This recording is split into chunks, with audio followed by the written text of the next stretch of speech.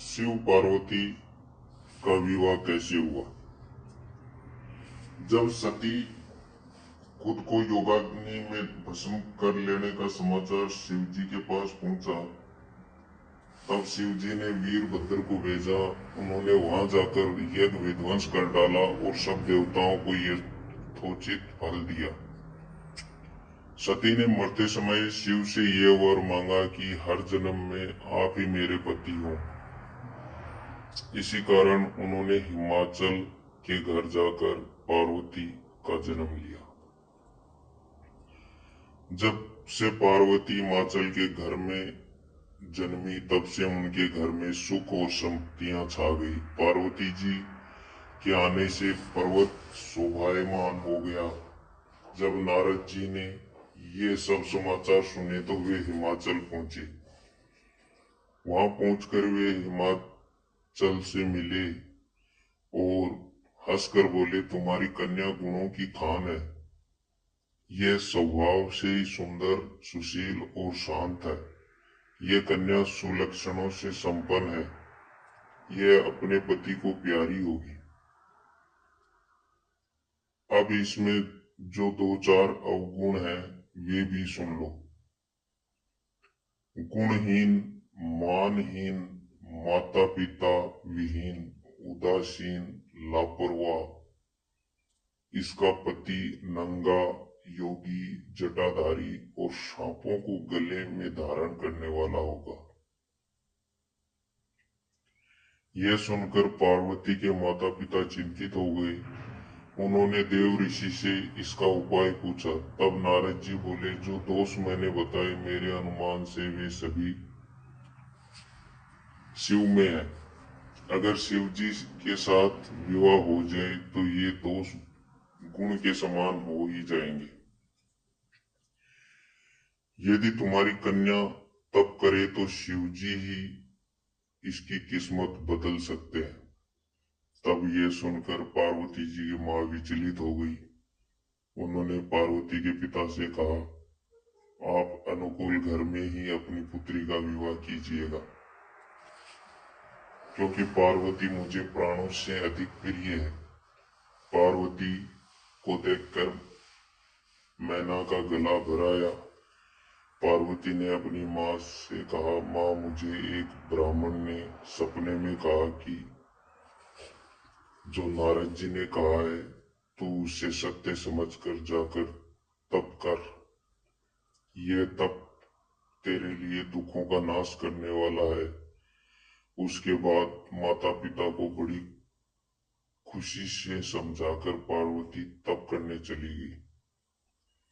पार्वती जी ने शिव को पति रूप में पाने के लिए तपस्या आरंभ की, लेकिन शिव को सांसारिक बंधनों में कदापि रुचि नहीं थी। इसलिए पार्वती जी ने अत्यंत कठोर तपस्या की ताकि शिव प्रसन्न होकर उनसे विवाह कर ले। जब सप्त ऋषि सती की परीक्षा लेने गए तो सप्त ऋषि ने पार्वती जी से जाकर पूछा, तुम किसके लिए इतना कठिन तप कर रही हो। तब पार्वती ने संकोचाते हुए कहा, आप लोग मेरी मूर्खता को सुनकर हंसेंगे। मैं शिव को अपना पति बनाना चाहती हूँ। पार्वती की बात सुनकर सभी ऋषि हंसने लगे और बोले कि तुमने उस नारद का उपदेश सुनकर शिव को अपना पति माना है, जो सब कुछ चौपट कर देता है। उनकी बातों पर विश्वास करके तुम ऐसा पति चाहती हो जो स्वभाव से ही उदासीन, गुणहीन, निर्लज, बुरे भेष वाला, बिना घर वाला, नंगा और शरीर पर नागों को धारण करने वाला है। ऐसे वर के मिलने से कहो तुम्हें क्या सुख मिलेगा। अब हमारा कहना मानो, हमने तुम्हारे लिए बहुत अच्छा वर चुना है। हमने तुम्हारे लिए जो वर चुना है वह लक्ष्मी का स्वामी है और बैकुंठपुरी का रहने वाला है। तब पार्वती उनकी बात सुनकर बोली कि मेरा हट भी पर्वत के समान ही मजबूत है। मैं अपना यह जन्म शिव के लिए हार चुकी हूँ। मेरी तो करोड़ जन्मों तक यही जिद रहेगी। पार्वती की यह बात सुनकर सभी ऋषि बोले, आप माया है और शिव भगवान है।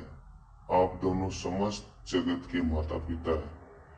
ये कहकर सप्त ऋषि पार्वती को प्रणाम करके वहां से चले गए।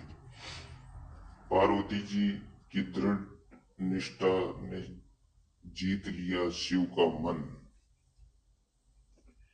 वर्षों तपस्या करने के बाद एक दिन पार्वती जी के पास एक ब्रह्मचारी आया। वह ब्रह्मचारी तपस्विनी पार्वती का अध्यय स्वीकार करने से पूर्व बोल उठा, तुम्हारे जैसी सुकुमारी क्या तपस्या के योग्य है? मैंने दीर्घ काल तक तप किया है। चाहो तो मेरा आधा या पूरा तप ले लो, किंतु तुम इतनी कठिन तपस्या मत करो। तुम चाहो तो त्रिभुवन के स्वामी भगवान विष्णु भी हैं। किंतु पार्वती ने ऐसा उपेक्षा का भाव दिखाया कि ब्रह्मचारी 2 क्षण को रुक गया। फिर बोला, योग्य वर में 3 गुण देखे जाते हैं, सौंदर्य, कुलीनता और संपत्ति। इन तीनों में से शिव के पास एक भी नहीं है। वह तो नीलकंठ, त्रिलोचन, जटाधारी, विभूति पोते, सांप लपेटे। शिव में तुम्हें कहीं सौंदर्य दिखता है? उनकी संपत्ति का तो कहना ही क्या, नग्न रहते हैं। बहुत हुआ तो चमड़े का कपड़ा लपेट लेते हैं। कोई नहीं जानता कि उनकी उत्पत्ति कैसी हुई है। ब्रह्मचारी पता नहीं क्या क्या कहता रहा, किंतु अपने आराध्य की निंदा पार्वती को अच्छी नहीं लगी।